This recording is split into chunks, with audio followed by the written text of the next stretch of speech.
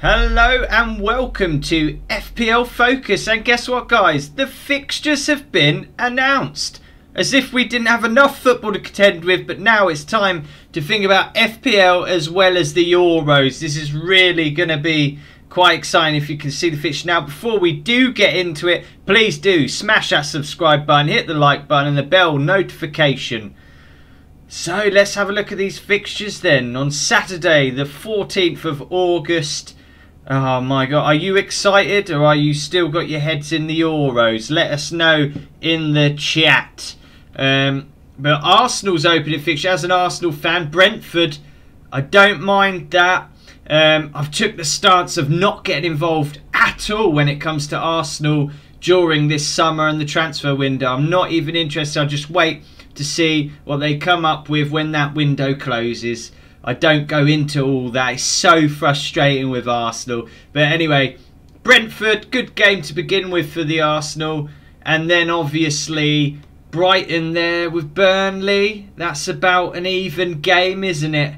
Brighton, will they be weakened by Arsenal? Oh, I'm going into transfer talk again. Not doing it. Basuma though, basically. But yeah, we know Burnley always fighting there with Sean Dyche. They always manage to make it tough for teams. But that's an interesting fixture. And then a good fixture there for Chelsea, because Crystal Palace are having a rebuild. Obviously, Roy Hodgson has left.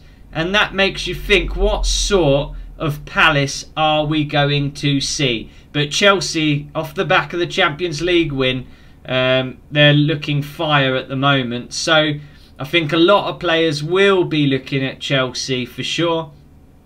And then Everton going to Southampton. Sorry, at home. Southampton coming to them.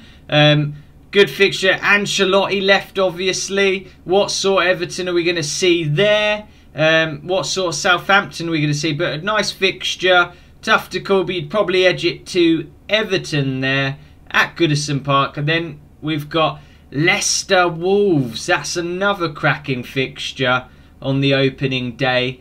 Man United Leeds, Newcastle West Ham, Norwich Liverpool, Spurs Man City, Watford Aston Villa.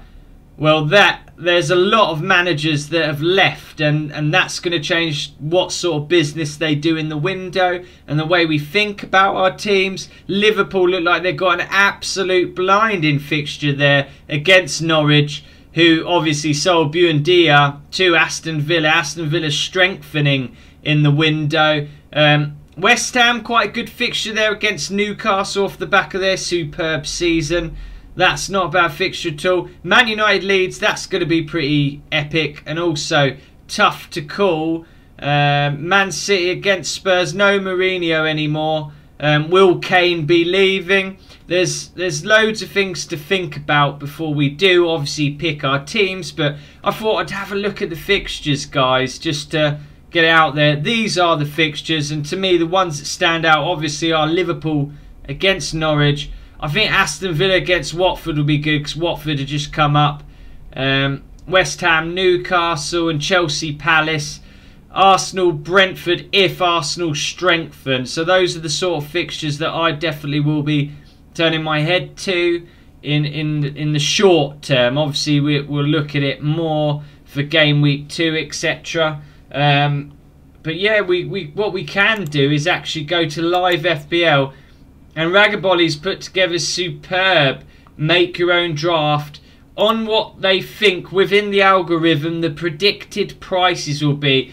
Over past seasons this average has been taken from to give us an idea of what prices we think we can see players at. Fine example on the screen here, guys. Aaron's, they reckon 4.5. Pookie 6.5. Obviously had that Premier League experience from that season with Norwich before. Ismail Sarr of Watford at 6.5. And look at this interesting note. They've put Bruno Fernandes right up onto 12.5. He is officially, as the algorithm predicts, going to be in KDB territory as the new big midfield option, which he proved to be last season with all them points that he brought in. Trent Alexander-Arnold staying at 7.5. That's fair. Defenders not to go too high over the top. And then we've got, who else in there? Ivan Toney, who's meant to be a good striker there. 6.5. Harry Kane at 12.5. But will he be in a white Spurs shirt?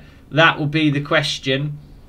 And then as you can see here, we've got a chart behind us. So you can see green meaning the easiest of the fixtures, red when it gets really difficult. So you can get an idea of how to set your team up sort of long term, make a bit of a plan. That's what's wonderful about this livefpl.net. So massive thank you to Ragabolly for all his hard work on this site, especially before the season kicks in, and he has to do all the updates to align with the official FPL site. So he does a cracking job, absolutely. But if you have a look there, Liverpool fixtures don't look too bad, but then it's the calibre of Liverpool. They're such a good team, which is why they've got so many greens, really. One thing that I do in a new season, guys, is I sort of avoid the likes of an Ivan Toney, Brentford, Norwich, Pookie. I avoid them and wait and just see how they do at the beginning of the season, so I get a feel for them. Like Leeds, when they come up, they were full of energy, absolutely amazing, and everyone was like, turned their heads and thought, actually, this Leeds side, we can invest in them now. So it's always worth that, but I thought I'd do this video. Those are the fixtures, guys, on opening day. You could go to this livefpl.net, make a team, etc., and have a bit of fun. So I will be playing with that in amongst the Euro as well. So a lot of football to take in, consume. But guys, if you like the video, please do subscribe, hit that like button and the bell notification.